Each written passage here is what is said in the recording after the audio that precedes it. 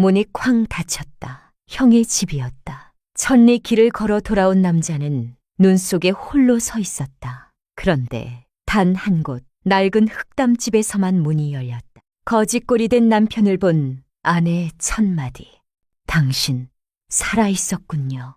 돈도 없고 밥도 없던 그 밤, 아내는 마지막 쌀로 죽을 끓였다. 이 한 그릇이 그의 인생을 바꿨다. 섣달 그잼 전날 밤, 전라도 버들골 마을 어귀에는 삭풍이 한방눈을 몰아쳐 천지가 온통 하얗게 덮여 있었고 개조차 추위에 움츠러들어 짖는 소리 하나 들리지 않았다. 마을 어귀 느티나무 아래로 한 사내가 비틀거리며 걸어 들어왔다. 그는 너덜너덜해진 솜저고리를 걸치고 있었는데 솜의 뿌리는 닳아 솜이 삐져나왔고 바짓단은 진흙투성이었으며 발에는 집신 한 짝만 겨우 걸쳐져 얼어터진 발가락이 고스란히 드러나 있었다. 어깨에는 헝겊 보따리 하나가 달랑 걸려 있었는데 안은 텅 비어 있었고 얼굴에는 수염이 더부룩하게 자라 있었으며 입술은 바짝 갈라져 있었다.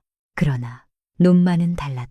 흐릿한 설광 속에서도 그 눈빛만은 여전히 맑고 또렷했으니 그것은 글을 읽은 사람만이 가질 수 있는 눈빛이었다. 아무리 처참하게 몰락했어도 그 빛만큼은 완전히 꺼지지 않았다. 이 사내의 이름은 이문원이었다. 버들골 마을 이씨 집안의 둘째 아들로 3년 전 진사시에 합격하고 대과를 보러 한양으로 떠났다가 그 이후로 아무 소식도 없었다.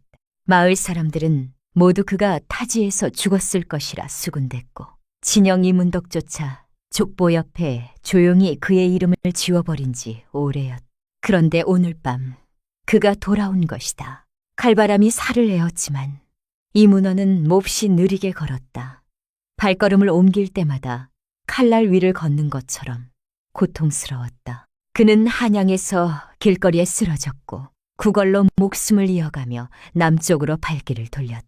굶어본 적도 있었고 쓰러진 적도 있었으며 사람들에게 욕을 먹고 맞기도 했다. 그래도 가슴 속에는 언제나 한 가지 바람이 있었다. 집으로 돌아가는 것이었다. 하구, 숨이 한올 남더라도 버들골 마을로 돌아가 그 문 너머에 자신을 기다리는 사람이 있는지 확인하고 싶었다. 그는 먼저 마을 동쪽 끝에 있는 기와집 앞으로 걸어갔다. 형 이문덕의 집이었다. 3년 전 바로 그 형이 가슴을 치며 말했었다. 너는 그저 대과 준비나 해라. 집 걱정은 내가 한다고.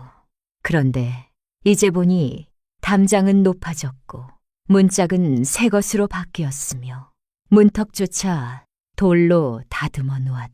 이문원은 깊게 숨을 들이쉬고는 반쯤 얼어붙은 손을 들어 조심스럽게 문을 3번 두드렸다. 누구요? 문 안에서 형수 박 씨의 날카로운 목소리가 들려왔다. 저예요. 문원입니다. 그의 목소리는 쉬어 있었고 눈바람에 거의 묻혀버렸다. 문 안이 잠시 조용해지더니 잠시 후 문이 실눈만큼 열렸다. 박 씨가 눈을 가늘게 뜨고 내다보았다. 누더기를 걸친 거지가 서 있자 미간이 단번에 구겨졌다. 어디서 온 거지요? 명절에 무슨 구걸이요? 가시오. 가. 형수님.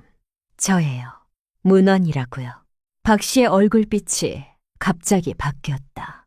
그녀는 목소리를 낮췄지만 더욱 급박하게 말했다. 말도 안 되는 소리. 내 시동생은 한양에서 대과를 준비하고 있어. 당신처럼 이 꼴이 될 리가 없어. 이름 사칭하고 밥 얻어먹으러 온 게 분명하니 어서 꺼지시오. 말이 채 끝나기도 전에 쾅 하고 문이 세게 닫히더니 빗장 걸리는 소리가 딱 났다. 이문원은 그 자리에 그대로 섰다. 눈이 어깨 위에 내려앉아 녹아 흘렀고 차가운 물이 뼛속까지 스며들었다. 그는 문 안에서 들려오는 소리를 들었다. 여보, 정말 문원이 맞는 것 같은데요. 얼굴이 그 사람 같아요. 근데 왜 저 꼴이 된 거죠? 누구든 상관없어. 우리가 얼마 전에 논열맞이기를 샀는데 저 사람이 달라붙으면 다 말아먹게 생겼어. 모르는 척하면 그만이요.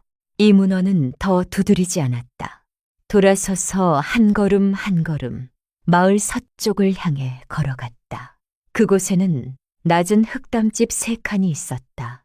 담은 군데군데 떨어져 나가 있었고 지붕 곁짚은 바람에 한 귀퉁이가 뜯겨나가 낡은 거적으로 겨우 덮어놓았다. 자신의 집이었다.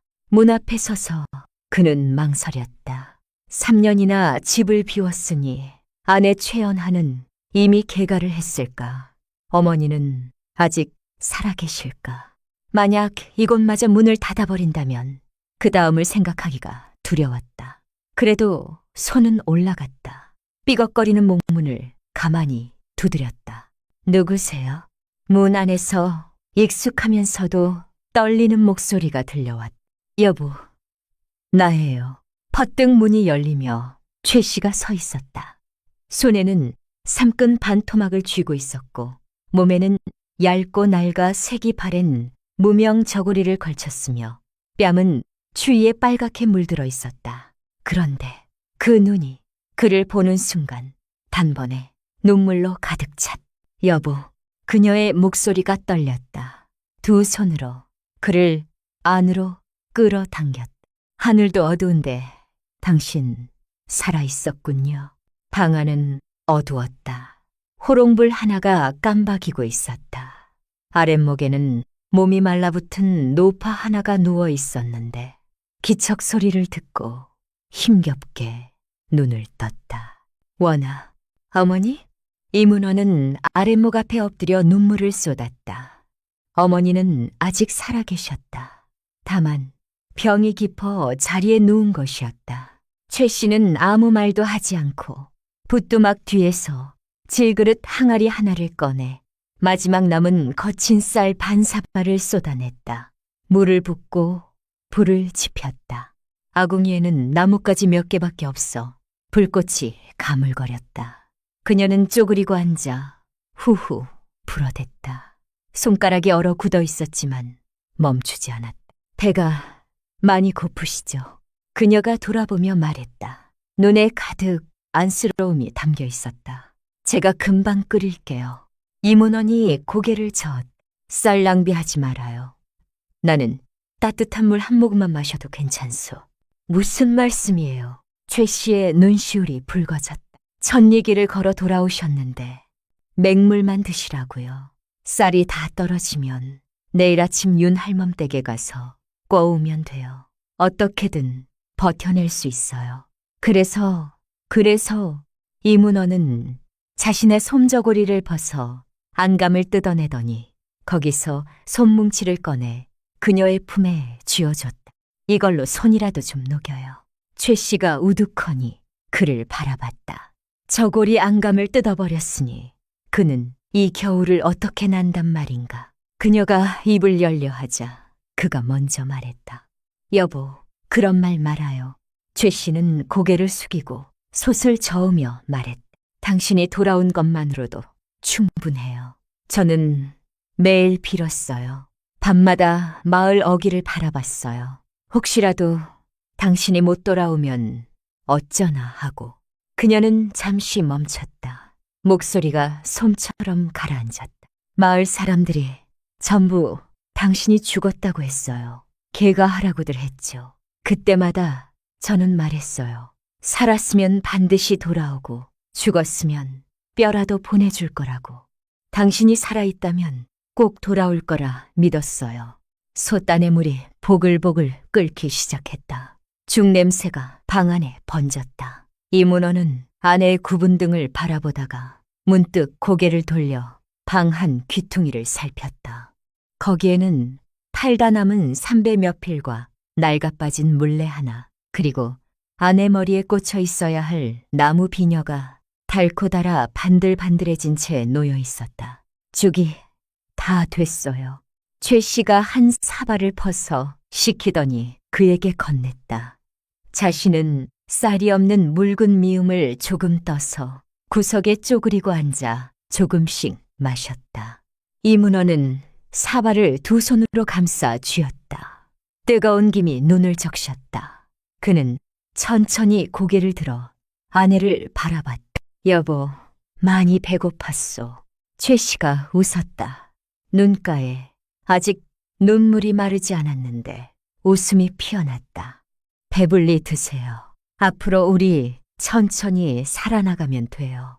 밖에서는 눈이 더 세차게 내렸다. 바람이 낡은 문짝을 덜컹거렸다. 그러나 이 방 안에 깃든 온기를 몰아낼 수는 없었다.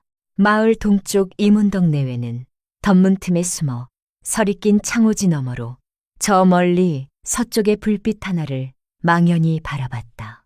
둘 다 아무 말도 하지 않았다. 그들은 몰랐다. 이 밤에 어떤 집은 문을 걸어 잠그고 화를 피했으며 어떤 집은 문을 열어 남편을 들였다는 것을. 어떤 이는 형제를 잃었고 어떤 이는 지아비를 지켜냈다는 것을. 그리고 사흘 뒤 사인교가 눈을 헤치고 들어와 버들골 마을을 뒤흔들어 놓을 것이며 스스로 영리하다 여겼던 사람들의 마음을 뒤흔들어 놓을 것이라는 것도 몰랐다. 하지만 지금 이 순간 이 문헌이 아는 것은 단 하나였다. 이 세상에 자신을 믿어주고 기다려준 사람이 한 명 있다는 것. 절망의 벼랑 끝에서 받은 죽 한 그릇이 황금만 양보다 귀하다는 것이었다. 날이 겨우 밝아올 무렵 눈이 그쳤다. 처마 밑에는 고드름이 맺혀 똑똑 물을 떨어뜨리고 있었다.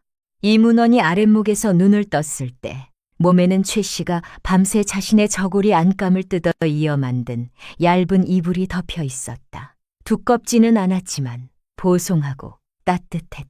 고개를 돌려보니 최 씨는 이미 아랫목에 없었다. 붓두막 쪽에서 가볍게 딸깍딸깍 소리가 났다. 물레 돌아가는 소리였다. 그녀는 또 배를 짜고 있었다. 3년 만에 다시 본 최 씨는 살이 쏙 빠져 몰라볼 만큼 야위어 있었다. 손가락 마디는 굵어져 있었고 손바닥에는 굳은 살이 가득 박혀 있었다. 그러나 손놀림만은 여전히 날랬다. 새벽빛 한 줄기가 낡은 창호지를 뚫고 스며들어 그녀의 내려감은 속눈썹 위에 내려앉아 엷은 그림자를 드리웠다. 그녀는 등잔에 불을 켜지 않았다. 기름이 아까웠기 때문이었다. 큰 불도 떼지 않았다. 금감이 아까웠기 때문이었다. 그렇게 식은 아궁이 하나, 두 손 하나로 무너지려는 집을 버텨온 것이었다. 이문호는 살며시 자리에서 일어났다. 발이 차가운 흙바닥에 닿자 으슬으슬 몸이 떨렸다. 그는 붓두막 앞으로 걸어가 나직하게 불렀다. 여보. 최 씨가 화들짝 놀라며 물레를 잡아챘다. 왜 일어나셨어요? 어서 다시 누우세요. 몸이 허하니 좀 더 쉬셔야 해요. 그가 서둘러 그녀를 붙들었다. 손이 얼음장처럼 차가웠다. 많이 좋아졌어요. 여보, 어젯밤에 한숨도 못 잔 거죠.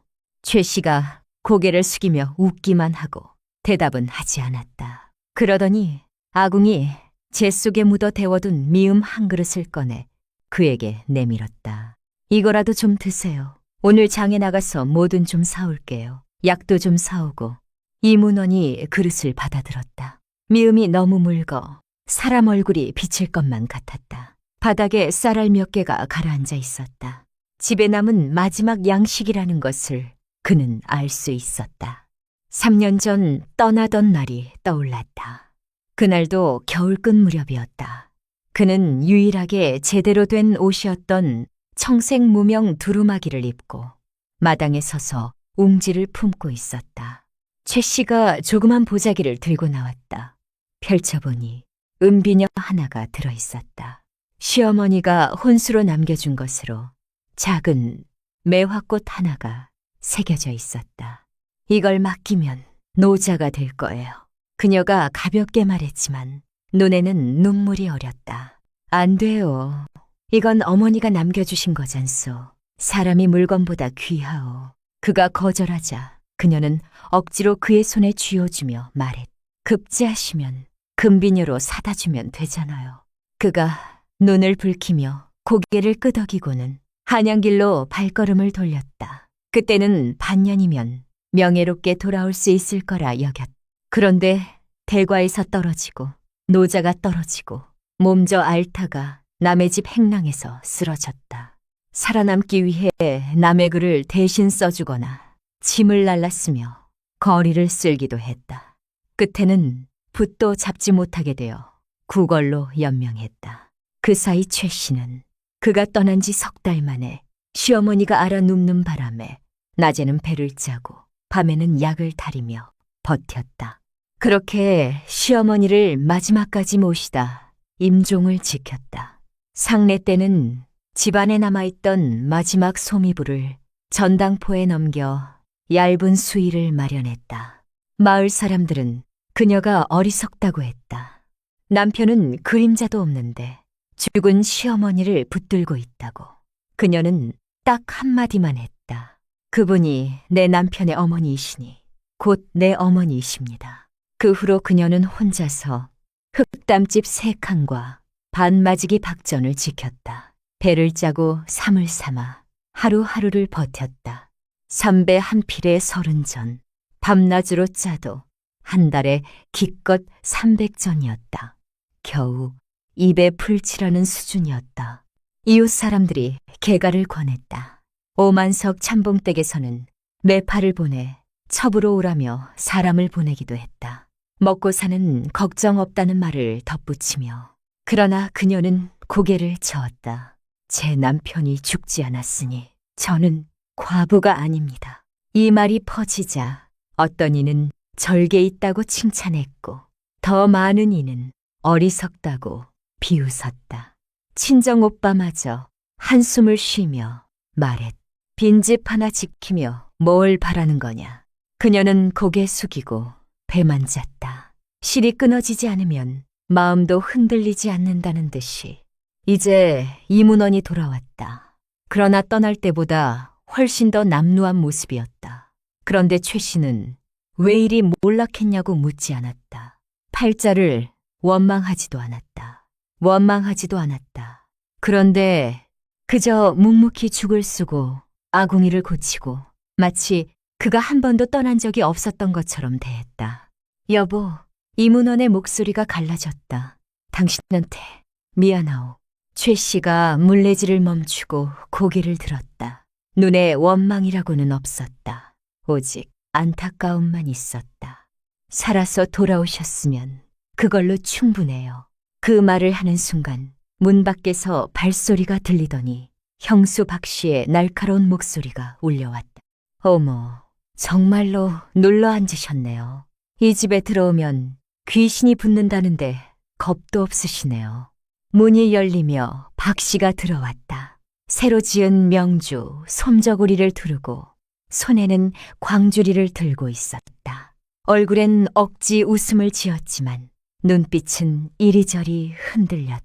문헌이 왔다기에 보러 왔지요. 작은 것이지만 이거라도 쓰세요.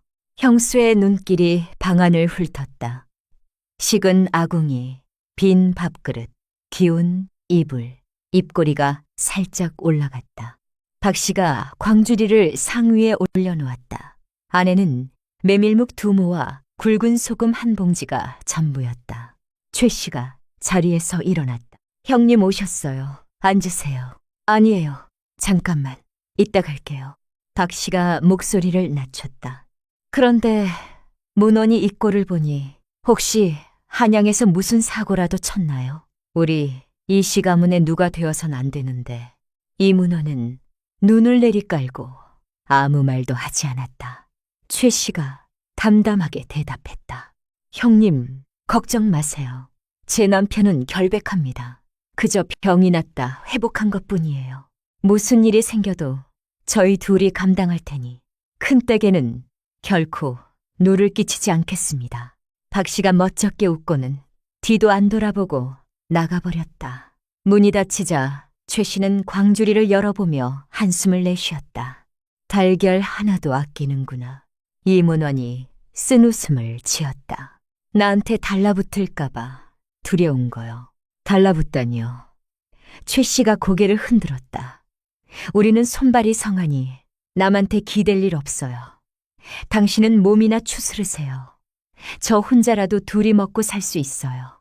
오후가 되자 최 씨는 말려둔 삼배를 낡은 보자기에 싸서 장엔에다 팔채비를 했다. 문을 나서려다 그녀는 잠시 멈춰섰다.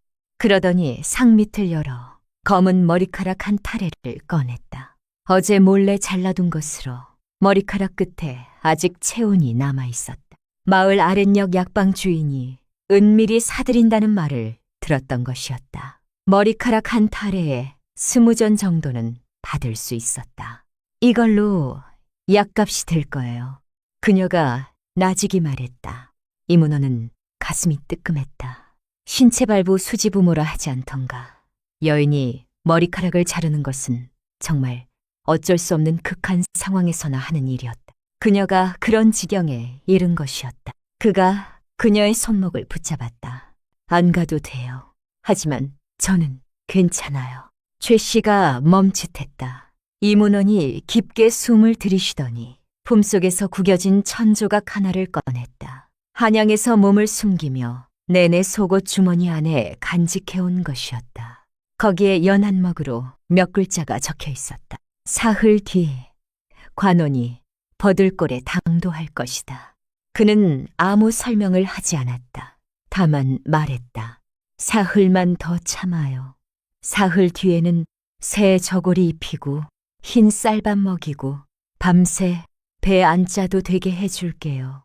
최 씨는 그를 한참 바라봤다. 눈에 의아함이 스쳤다가 이내 따뜻한 미소로 바뀌었다. 알겠어요. 믿어요.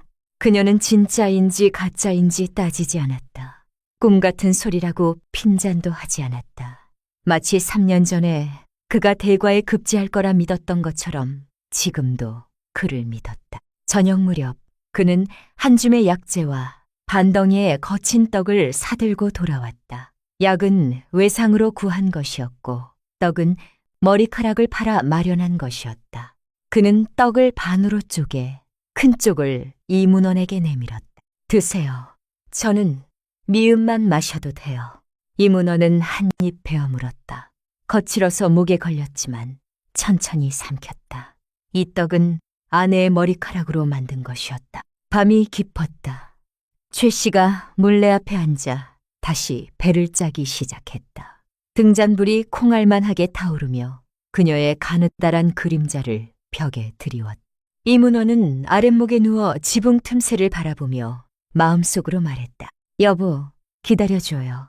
사흘 뒤에는 당신이 당당하게 저 문을 나서게 해줄 거예요. 다시는 아무도 당신을 얕보지 못하게 할 거예요. 밖에는 된바람이 불었고 방 안에서는 물레소리가 잔잔히 흘렀다. 진즉에 식어버린 죽 한 그릇이었지만 그 온기는 여전히 뼛속에 남아 3년간의 떠돌이 생활로 쌓인 한계를 조금씩 녹이고 있었다. 이 밤 버들골 마을은 여전히 인정머리가 없었지만 이 작은 흑담집 안에는 공명보다 귀하고 부귀보다 진실한 무언가가 있었다. 그것은 가난해도 서로를 저버리지 않는 부부의 정이었고 세상에서 가장 소박한 빛이었다. 이문화는 흑담집에서 이틀을 쉬었다. 몸에 조금씩 기운이 돌아왔다. 최 씨는 매일 동이 트기 전에 일어나 배를 짰고 오후에는 장에 나가 배를 팔아 약을 사서 해질 무렵 돌아왔다. 차가운 기운을 잔뜩 품고 돌아왔지만 두 사람 사이에는 묘한 안도감이 흘렀다. 그런데 사흘째 되던 아침 마을 안에 소문이 걷잡을 수 없이 번졌다. 최 씨가 빨랫감으로 말린 삼배를 막 걷어들이려는데 옆집 조 할멈이 울타리 너머로 비죽비죽 소리를 냈다. 어머, 최 서방네 마나님, 그 양반 아직도 안 가셨어요? 혹여 우리 마을에 달라붙어 대접이나 받아 먹으려는 거 아니에요? 최 씨는 못 들은 척하고 고개를 숙인 채 삼배를 털었다. 그런데 소문은 들불처럼 번졌다. 알고 보니 오만석 참봉의 아들 오병수가 며칠 전부터 최 씨에게 눈독을 들여 매파를 보냈다가 거절당하고 나서 분풀이로 뜬 소문을 퍼뜨린 것이었다. 이문호는 한양에서 주인집 돈을 훔치다 들켜 다리가 부러지도록 얻어맞고 쫓겨난 것이며 포졸들에게 쫓기는 몸이라는 것이었다. 심지어 어떤 이는 그가 밖에서 사람을 해쳤다느니 피가 묻은 손을 가졌다느니 하는 말까지 지어냈다. 그 소문을 들은 겁쟁이 아이들 몇이 그를 보면 냅다 멀리 돌아서 달아날 정도였다. 그날 오후 이문원이 마을 어기 약방에 빌린 약값을 갚으러 나갔다가 길 한복판에서 봉변을 당했다. 골목에서 반쯤 자란 아이들 서너시 달려나오더니 그에게 눈덩이를 던지며 소리쳤다. 거지 새끼, 도둑놈, 버들골에서 꺼져. 눈덩이가 그의 등에 철퍽 맞았다. 얼음 섞인 물이 옷깃으로 스며들었다. 그는 꼼짝도 않고 낮게 말했다. 얘들아, 장난치지 마라. 그런데 그때 오만석 참봉집에 먼 친척벌 되는 건달 오상문이 불줄기를 입에 물고 어슬렁어슬렁 나타났다. 일부러 그의 어깨를 쿡 치더니 빈정댔다. 이거 이 진사나리 아니십니까? 한양에서 남의 밥이나 핥아먹다가 오셨다고요? 구경꾼들이 왁자하게 웃었다. 이문어는 주먹을 꽉 쥐었다. 손톱이 손바닥을 파고들었다. 한 대 올려붙이고 싶었지만 최 씨가 밤새 배를 짜는 모습이 눈앞에 떠올랐다. 사흘 후 사인교가 올 것이라는 것이 생각났다. 그는 꼭 참아 고개를 숙이며 말했다. 농담이 지나치시오. 나는 그저 낙향한 서생이니 대감마님 소리는 당치 않소. 낙향? 오상문이 코웃음을 쳤다. 밥도 못 구해 먹는 주제에 서생 타령이요. 눈치 있으면 어서 꺼지시오. 우리 마을 더럽히지 마시고. 말이 끝나기도 전에 돌멩이 하나가 날아와 이문원의 어깨를 정통으로 맞췄다. 그가 비틀거리며 넘어질 뻔했다. 멈춰요. 나직한 외침이 터졌다. 어느새 최 씨가 인파 바깥에 서 있었다. 낯빛이 새앗딨지만 눈빛만은 횃불처럼 이글거렸다. 그녀가 재빠르게 앞으로 나아가 이문원의 앞을 가로막았다. 그러고는 오상문을 똑바로 쳐다봤다. 이분은 내 남편입니다. 한 번만 더 손을 대면 나는 목숨을 걸고서라도 그냥 두지 않겠어요. 오상문이 잠깐 멈칫했다가 능청스럽게 실실 웃었다. 어이구, 남편 지키는 것도 눈물겹네. 그런데 지키는 게 폐물 아닌가. 우리 도련님 따라가면 고이 먹고 살 텐데. 말이 끝나기 무섭게 최 씨가 팔을 휙 올려 손바닥으로 그의 뺨을 세게 후려쳤다. 순간 사방이 쥐 죽은 듯 고요해졌다. 오상문이 뺨을 감싸고 눈의 살기를 번뜩이더니 발을 들어 냅다 걷어찼다. 최 씨가 무릎에 발길질을 당하며 땅에 주저앉았다. 팔꿈치가 돌길에 긁혀 피가 배어나왔다. 여보, 이문원이 그녀를 부축하며 눈에서 불꽃이 튀는 것 같았다. 그러나 끝내 이를 악물고는 낮은 목소리로 말했다. 우리 갑시다. 그는 최 씨를 부축해 사람들의 비웃음 소리를 뒤로하고 한 발 한 발 서쪽 흑담집을 향해 걸었다. 등 뒤에서 오상문이 침을 떼뱉었다. 가난뱅이 두 놈, 이 동네에서 더럽게 굴더니. 문을 닫자마자 최 씨가 먼저 말했다. 손을 안 쓰셨네요. 잘 참으셨어요. 이문원의 가슴이 찡해졌다. 그놈들이 당신한테 한 짓이 있는데. 알아요. 최 씨가 팔꿈치 피를 닦으며 겨우 미소를 지었다. 사흘의 기약이 다 되어가잖아요. 걔한테 진흙탕 쌓은 걸 필요 없어요. 그 말은 그를 믿는다는 뜻이기도 했고 그를 지킨다는 뜻이기도 했다. 그러나 소문은 그의 침묵으로도 멈추지 않았다. 저녁이 되자 오만석 참봉이 직접 찾아왔다. 뒤에 머슴 둘을 데리고 붉은 비단으로 싼 예물 상자를 들고 왔다. 얼굴에 미소를 걸었지만 말투는 거절을 용납하지 않는 어조였다. 조카 어른, 저는 늘 자네 부부의 금실이 참으로 아름답다고 여겼소. 정말 존경스럽소. 다만 지금 이 형편으로 어떻게 최 씨를 먹여 살리겠소? 그러니 최 씨가 우리 집에 잠시 몸을 의탁하면 어떻겠소? 잡으러 들어오면 먹고 사는 걱정은 없을 거요. 자네가 나중에 기반을 잡으면 그때 데려가면 되지 않겠소. 이문원이 싸늘하게 그를 바라봤다. 고맙습니다만 내 아내는 팔지 않습니다. 내 집도 빌려드리지 않습니다. 오만석 참봉의 얼굴빛이 굳어졌다. 이문원, 이렇게 나오면 안 되지. 자네가 아직도 진사인 줄 아는 거요? 지금 온 마을이 자네를 도망자라고 아는데 내가 최 씨 안 봐서 진즉에 관가에 신고했소. 최 씨가 문 안에서 목소리를 가다듬어 또렷하게 말했다. 참봉 어르신, 돌아가 주십시오. 남편이 있는 한 저도 있습니다. 남편이 없어져도 저는 따라갈 뜻이 없습니다. 이 생에서 2번 시집가지 않겠습니다. 오만석 참봉이 소매를 뿌리치고 가면서 내뱉었다. 좋소. 2분 두고 보시오. 올 날이 있을 거요. 밤이 되어 바람이 또 일었다. 최 씨가 등잔 아래에서 이문원에 뜯어진 소매뿌리를 꿰매고 있었다. 손가락이 살짝 떨렸다. 낮에 발길질을 당한 무릎은 퍼렇게 멍이 들어 있었고 팔꿈치엔 딱지가 앉아 있었다. 그러나 그녀는 소리 하나 내지 않았다. 이문원이 아랫목 가장자리에 앉아 그녀의 옆벌구를 바라보았다. 가슴 안에서 무언가가 파도처럼 밀려왔다. 이런 치욕을 당해선 안 될 사람이었다. 자신이 이렇게 몰락하지 않았더라면 그녀가 이런 꼴을 당했겠느냐. 여보, 그가 조용히 불렀다. 내가 영원히 이 꼴로 살더라도 당신은 후회하지 않겠소? 최 씨가 바느질을 멈추고 고개를 들었다. 눈에 망설임이 없었다. 당신이 한양 떠나기 전에 제가 뭐라고 했는지 기억하세요?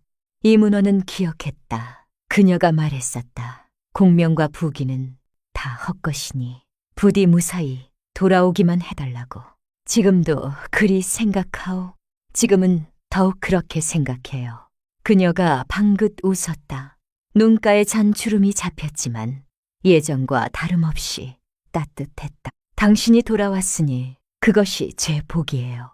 남들이 뭐라 하든 상관없어요. 이문원은 목이 메어 말을 잇지 못했다. 창밖에는 달빛이 싸늘하게 쏟아졌다. 동쪽 이문덕의 집은 등불이 환하게 켜진 채 화롯가에서 고기를 굽는 소리가 들려왔다.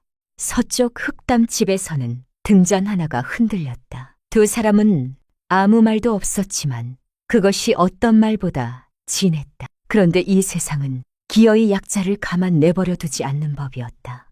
이튿날 아침 마을에 갑자기 소식이 전해졌다. 가명에서 방을 붙였는데 인근 고을의 세우원님이 곧 암행으로 민심을 살피러 온다는 것이었다. 마을 사람들이 웅성거렸다.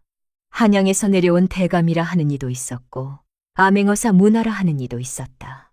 오만석 참봉은 소식을 듣자마자 향리 유지들을 불러 모았다.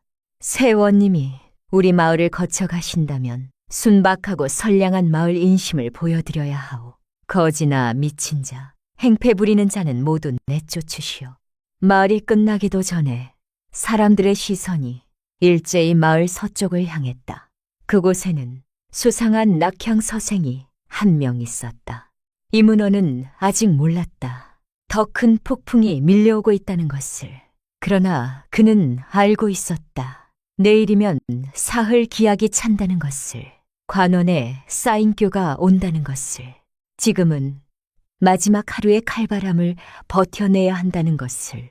진정한 존엄이란 입으로 다투는 것이 아니라 운명이 뒤집히는 순간 자신을 밟았던 자들이 스스로 무릎을 꿇게 하는 것임을 그는 잘 알고 있었다. 사흘째 되던 아침, 하늘이 겨우 밝아오는데 버들골 마을은 이미 부산하게 돌아가고 있었다. 마을 이정이 집집마다 문을 두드려 마당을 쓸고 집 안팎을 정돈하라 했고 떠돌이나 나그네를 들이면 안 된다고 입을 닦았다. 오만석 참봉은 마름들을 시켜 마을 어귀에 검문을 세웠다. 온 매무새가 허름한 자는 모조리 쫓아냈다. 살얼음 걷는 듯한 긴장감이 흘렀다. 어젯밤 빠른 파발이 다녀갔으니 세원님이 오늘 암행으로 이 마을을 지난다는 것이었다. 마을 사람들이 길가에 늘어서 목을 빼고 기다리며 수군거렸다. 들으니 이번 원님은 왕이 손수 뽑은 선비라는데 나이가 어리면서도 한 고을을 다스린다더군. 조용히 해라. 그분이 가장 싫어하는 게 아첨꾼이라는데 우리는 그냥 수수하게 있어야 해. 이문원의 집 낡은 살인문은 굳게 닫혀 있었다. 아무도 신경 쓰지 않았다. 마을에서 손가락질 받는 거지. 서방이 사는 집인데 누가 거들떠보겠는가. 그런데 아무도 몰랐다. 그 문 안에서는 지금 최 씨가 이문원의 옷매무새를 고쳐주고 있다는 것을. 어젯밤 사경 무렵 이문원의 한양 동문 친구 박재원이 말을 달려 몰래 찾아왔다. 그는 봉인된 관문서 하나와 녹색 달령 일습, 사모와 흑각대와 관인을 품에서 꺼내 이문원의 손에 쥐어줬다. 이른 아침 동이 트기 전 이문원은 몸을 씻고 새 옷으로 갈아입었다. 허름한 미투리 대신 가죽신을 신고 녹색 달령 위에 흑각대를 두르니 서생의 맑은 기운은 여전한데 여기에 관원의 위엄이 더해졌다.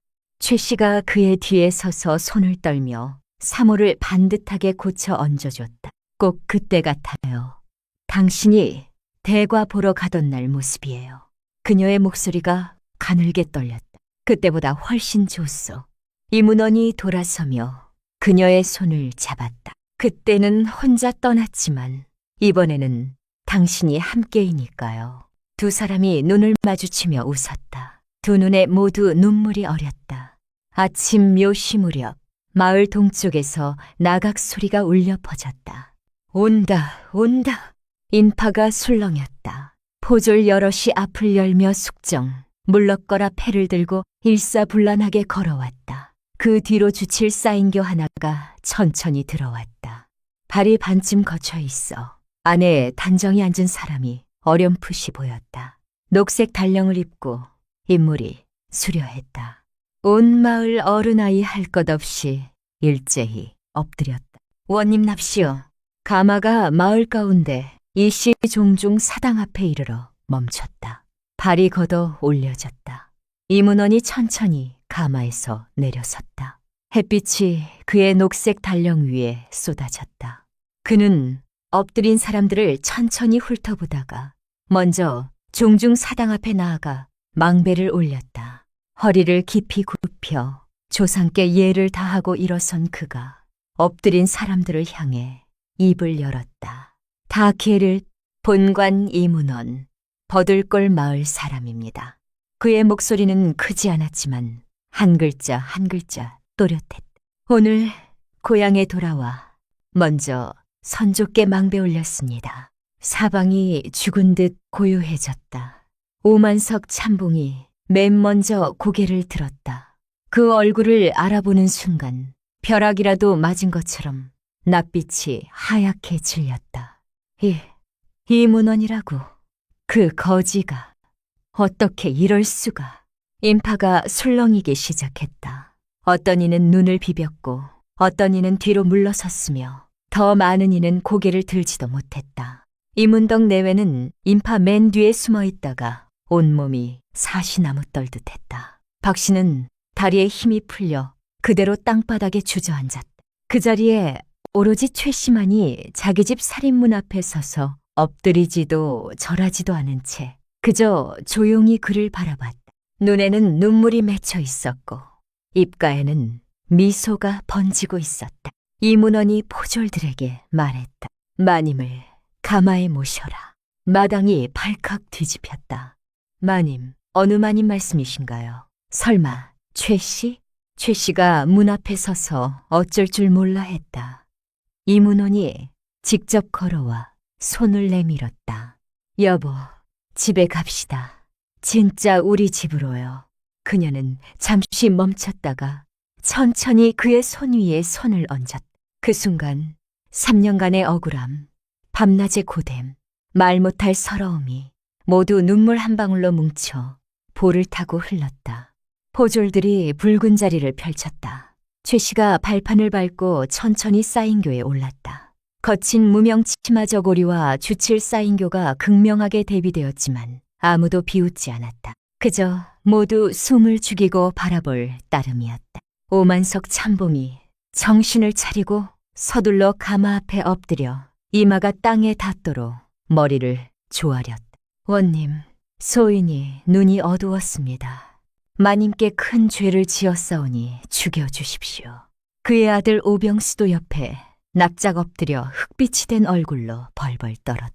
이문원이 그를 내려다보며 담담하게 말했다. 오 참봉, 기억하오? 그대가 내 아내를 첩으로 드리겠다며 매파를 보냈었지. 오만석 참봉의 혼이 나갈 뻔했다. 소인이 망언을 했습니다. 죽어 마땅합니다. 살려주십시오. 봉가는 사사로운 원한을 따지지 않겠소. 이문원의 목소리는 차분했다. 다만 이후로 다시 한번 양민을 들볶거나 남의 아내를 겁박하는 일이 있으면 법도대로 다스릴 것이오. 예. 다시는 그런 짓 안 하겠습니다. 오만석 참봉은 연신 머리를 조아렸다. 이마가 땅에 닿도록. 이문호는 더 이상 그를 보지 않고 엎드린 마을 사람들을 향해 말했다. 여러분, 저는 관원이 되었어도 버들골 사람입니다. 이후 억울한 일이 있으면 고을 관아에 와서 북을 치시오. 본관이 이 자리에서 맹세하겠습니다. 한 그릇 죽이 있으면 반 그릇은 홀로 된 노인과 고아에게 나누어 주겠소. 한 치의 땅이라도 있으면 한방 백성을 보살피는 데 쓰겠소. 엎드린 사람들이 일제히 외쳤다. 원님, 만세. 그때 이문덕 내외가 인파를 해치고 앞으로 나왔다. 두 사람이 땅에 주저앉아 엎드렸다. 박씨가 눈물 콧물을 흘리며 울부짖었다. 문원아, 아니 원님, 형수가 눈이 멀었습니다. 때리든 꾸짖든 다 하셔도 됩니다. 부디 형님만은 원망하지 말아주세요. 이문덕 역시 엎드려 목소리가 갈라졌다. 아우야, 네가 나를 미워해도 할 말이 없다. 형으로서 부끄럽다. 그냥 형제의 정만 끊지 말아다오. 이문원이 내려와 두 사람을 직접 부축했다. 형님, 형수님, 일어나세요. 두 사람이 감히 움직이지 못했다. 저는 두 분을 미워한 적이 없어요. 그의 목소리는 가라앉았지만 또렷했다. 인정에 따라 움직이는 것이 백성의 자연스러운 마음이고 이득을 쫓아 위기를 피하는 것이 사람의 본능이요. 두 분이 달라붙을까 두려웠던 것은 이해하오. 다만 이해한다고 해서 그것이 마땅한 일이라는 뜻은 아니요. 이문덕이 고개를 들지 못했다. 이 말이 어떤 꾸짖음보다 뼈아팠기 때문이었다. 행렬이 출발했다. 나각 소리가 다시 울렸다. 마을 사람들이 도열에 배웅했다. 눈빛은 경외로 가득 차 있었다. 최 씨는 사인교 안에서 발틈으로 그 흑담집을 뒤돌아봤다. 여전히 낡고 허름했지만 더는 비루하지 않았다. 오늘부터 버들골 마을 그 어느 누구도 낙향한 서생을 함부로 업신여길 수 없게 되었다는 것을 그녀는 알았다. 그리고 한때 지아비를 위해 열어뒀던 그 문이 이 마을 사람들의 양심을 비추는 거울이 되었다는 것도 행렬이 마을 어귀에 이르자 이문원이 멈추라 명했다. 그가 내려서서 마을을 향해 몸을 숙였다. 부모 고을 어르신들, 길러주신 은혜 감사드립니다. 이문원, 이 마음 저버리지 않겠습니다. 바람이 일어 그의 달령 아랫단을 흔들었다. 3일간 짓누르던 음울함도 함께 날려보냈다. 버들골 마을의 하늘이 바뀐 것이었다. 행렬이 마을을 떠난 지 사흘 뒤 이문원은 고향에 내려와 성묘를 하고 문중 기강을 바로잡겠다는 핑계를 대고 하루 말미를 얻어 버들골에 집안 잔치를 베풀었다. 소식이 전해지자 마을이 다시 발칵 뒤집혔다. 오만석 참봉은 밤새 통돼지와 통양을 보내왔고 이문덕 내외는 동이 트기 전에 마당을 쓸고 새 옷을 차려입고 조마조마하게 기다렸다. 그런데 아무도 예상하지 못했다. 이 원님의 가연 자리가 서쪽 그 낡은 흑담집 앞마당에 차려진다는 것을. 마당에는 거친 나무 평상 8개가 놓였다. 각 상 위에는 맑은 죽 한 그릇, 깍두기 한 접시, 막걸리 한 주전자가 전부였다. 마을 사람들이 서로 얼굴만 쳐다보며 감히 자리에 앉지 못했다. 사시정각, 이문원이 최 씨와 함께 천천히 나왔다. 그는 단령 차림이었지만 사모는 쓰지 않았다. 최 씨 역시 소색무명 치마 저고리를 입었다. 다만 머리에는 새로 만든 은매화 비녀 하나가 꽂혀 있었다. 첫 달 녹봉을 받아 장에서 사온 것으로 그가 예전에 전당 잡혔던 것과 같은 문양이었다. 어서들 앉으시오. 이문원의 목소리가 따뜻했다. 오늘은 관가잔치가 아니라 집안잔치요. 이문원은 버들골의 자식이니 고향 어르신들을 모시고 거친 밥 한 끼를 나누며 정담을 나누고자 하오. 사람들이 그제야 쭈뼛거리며 자리에 앉았다. 이문원이 직접 죽 한 그릇을 들고 돌층계에 올라서서 자리를 둘러봤다. 시선이 이문덕 내외에게 닿았다가 다시 모두에게로 흘렀다. 3년 전 저는 눈 내리는 밤에 고향으로 돌아와 형님의 문을 두드렸지만 아무도 열어주지 않았어. 그리고 제 집 문을 두드렸을 때 아내가 문을 열어 죽을 끓여 주었어. 그 죽은 묽었지만 만냥보다 값졌어. 그가 사방을 천천히 둘러봤다. 오늘 이 죽은 그날 밤과 같은 쌀에 같은 물로 끓인 것이요. 다만 하나가 더 들었어. 그것은 사람의 마음이요. 박 씨가 이미 눈물을 쏟으며 털썩 무릎을 꿇었다. 문원아, 아니 원님, 저희가 잘못했습니다. 때리고 욕하셔도 됩니다. 형제간의 정만은 끊지 말아주세요. 그녀가 이마가 닳도록 조아렸다. 이문덕도 무릎을 꿇어 목소리가 갈라졌다. 아우야, 형이 부끄럽다. 뭐라고 할 말이 없구나. 이문원이 층계를 내려와 두 사람을 직접 부축했다. 형님, 형수님, 일어나세요. 두 사람이 감히 움직이지 못하자 그가 다시 말했다. 저는 두 분을 미워한 적이 없소이다. 이 말이 나오자 잔치 자리 전체가 놀랐다. 모두가 당연히 당중에서 형수를 망신 줄 거라 여겼는데 이렇게 너그러울 줄이야. 다만 이해한다고 해서 그것이 옳다는 뜻은 아니오. 이문원의 말이 이어졌다. 오늘 이 잔치를 베푼 것은 복수를 하기 위해서가 아니오.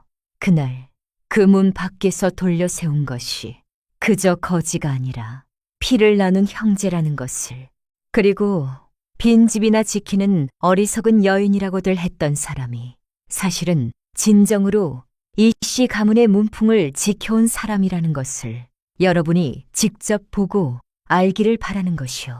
최 씨가 곁에 서서 눈시울을 붉혔지만 끝내 울지 않았다. 이문원이 몸을 돌려 아궁이에서 거친 사기 대접 하나를 집어들었다. 안에는 맑은 물이 가득 담겨 있었다. 그가 그것을 높이 들자 햇빛이 물속을 통과하며 맑은 빗살을 만들어냈다. 이 물은 아무 맛도 없소. 그러나 사람을 비추어. 그가 말했다. 바라건대 오늘 이후 모든 분이 사람을 대할 때 이 맑은 물처럼 대해 주시오. 가난하다고 달리 보지 말고 귀하다고 달리 굽히지 마시오. 말을 마치고 그는 물을 천천히 땅에 쏟았다. 물이 흙 속으로 스며들었다. 자리가 조용해졌다. 어떤 이는 고개를 숙였고 어떤 이는 눈을 닦았으며 더 많은 이는 묵묵히 앞에 놓인 죽을 떠서 천천히 먹었다. 씹는 속도가 각자 달랐다. 마치 그 3년의 세월 동안 세상 인심의 차가움과 따뜻함을 되씹는 것 같았다. 오만석 참봉은 말석에 앉아 땀을 뻘뻘 흘렸다. 이리 기어붙을 기회를 노렸지만 지금은 고개조차 들 수 없었다. 그런데 이문원이 먼저 그에게 다가왔다. 오, 참봉, 그대가 보내온 것들은 마을 호라비 호러미들에게 나누어 줬소. 고맙소. 오만석 참봉이 황망히 일어나며 말했다. 소인이 부끄럽습니다. 부끄러울 필요 없어. 이문원이 담담하게 말했다. 다만 오늘 이 죽 한 그릇의 맛을 기억해 두시오. 부귀는 쉽게 얻을 수 있지만 양심은 지키기 어렵소. 잔치가 끝나갈 무렵 이문원이 선언했다. 이제부터 매달 초하루에 고을 녹봉 중 10량을 떼어 마을 어린아이들 공부를 돕고 늙고 외로운 이들을 보살피는 데 쓰겠다고 했다. 그리고 마을 중에 집안이 가난의 대가를 보지 못하는 선비가 있으면 문중 어른의 추천서를 받아 노자를 지급받을 수 있다고 했다. 돈이 많지는 않지만 가난 때문에 공부를 포기하지 않도록, 궁핍 때문에 뜻을 잃지 않도록 하기 위함이라고 했다. 마을 사람들이 진심 어린 감사를 표하며 엎드려 절했다. 잔치를 파할 무렵 이문덕 내외가 한사코 자리를 뜨지 않았다. 박 씨가 직접 새로 지은 손저고리 하나를 두 손으로 공손히 최 씨에게 내밀었다. 제가 밤새 지었어요. 마음에 안 드셔도 너무 마시고요. 최 씨가 저고리를 받아들어 바느질 솔기를 가만히 쓸었다. 부드러운 목소리가 흘러나왔다. 형수님 손재주가 저보다 훨씬 좋네요. 이 한마디가 천근의 얼음을 녹였다. 이문덕이 눈을 붉히며 이문원에게 깊이 허리를 굽혔다. 아우야, 앞으로 이 집 문이 언제나 너를 위해 열려 있을 게야. 이문원이 고개를 끄덕였다. 알겠습니다, 형님. 저녁 노을이 흙담집 마당에 붉게 내려앉았다. 그릇과 젓가락은 이미 치워졌고 죽냄새만 은은하게 남아있었다. 마을 사람들이 삼삼오오 돌아갔다. 올 때보다 발걸음이 한결 가벼워 보였다. 마치 오랫동안 짊어지고 있던 무언가를 내려놓은 것처럼 최 씨가 마지막 그릇을 설거지하며 나직이 물었다. 정말 저 사람들이 원망스럽지 않으세요? 이문원이 멀리 연기가 피어오르는 굴뚝을 바라보며 말했다. 원망한들 무엇하겠소. 저들이 스스로 부끄러움을 느끼는 것이 내가 벌을 내리는 것보다 더 아프다오. 잠시 멈췄다가 그녀의 손을 잡으며 말했다. 게다가 내게는 당신이 있어. 그것만으로도 충분히 운이 좋은 사람이요. 그 외의 사람들은 그저 지나가는 인연일 뿐이요. 밤이 내려앉으며 등잔이 다시 켜졌다. 이 밤 흙담집은 여전히 허름했지만 더는 스산하지 않았다. 문 안에 빛이 있었고 마음 안에 의리가 있었으며 세상에는 보응이 있었다. 이후 이문호는 사랑채 안쪽 벽에 손수 쓴 현판 하나를 걸었다. 후덕이라는 두 글자였다. 화려한 장식도 없이 먹으로만 쓴 것이었지만 최 씨는 그 앞에 서서 한참을 바라봤다. 이문호는 임지 고을로 떠난 뒤에도 수시로 사람을 시켜 버들골에 쌀을 보냈고 은을 내어 서당을 수리했으며 마을 공동 창고를 지었다. 마을 분위기가 슬며시 바뀌었다. 다시는 가난한 이를 깔보는 자가 없었고 떠돌이 나그네가 지나가면 따뜻한 국 한 그릇을 내어주는 이가 생겨났다. 최 씨는 조정에서 표창을 받은 뒤에도 날마다 배를 짰다. 어떤 이가 물었다. 마님 같으신 분이 이제 왜 이런 고생을 하십니까? 그녀는 그저 웃으며 대답했다. 손이 익었으니 마음도 편하네요. 근본을 잊지 말아야죠. 여러 해가 지난 어느 눈 내리는 밤 옷이 얇은 부부 하나가 이 시집 살인문을 두드렸다. 문이 열리자 이제 중년이 된 최 씨가 직접 나와 맞이했다. 이들이 어디서 왔는지 묻고 나서 먼저 뜨거운 죽을 한 그릇 떠왔다. 그 안악이 눈물을 흘리며 말했다. 저희는 그냥 지나가다 밥 한 끼를 얻으러 들렀습니다. 안으로 드세요. 최 씨가 나직이 말했다. 날이 추우니 아이 얼리지 마세요. 문이 그들의 등 뒤에서 사르르 닫혔다. 처마 및 등롱이 흔들렸다. 그 불빛이 사랑채 안쪽에 걸린 현판 두 글자를 은은하게 비추었다. 후덕. 바람이 버드나무 가지를 스쳐 지나갔다. 묵은 숲속은 서서히 가시고 새바람이 천천히 밀려왔다. 그리고 언제나 열려있던 그 문은 버들골에서 가장 따뜻한 이야기로 사람들 입에서 입으로 전해 내려왔다.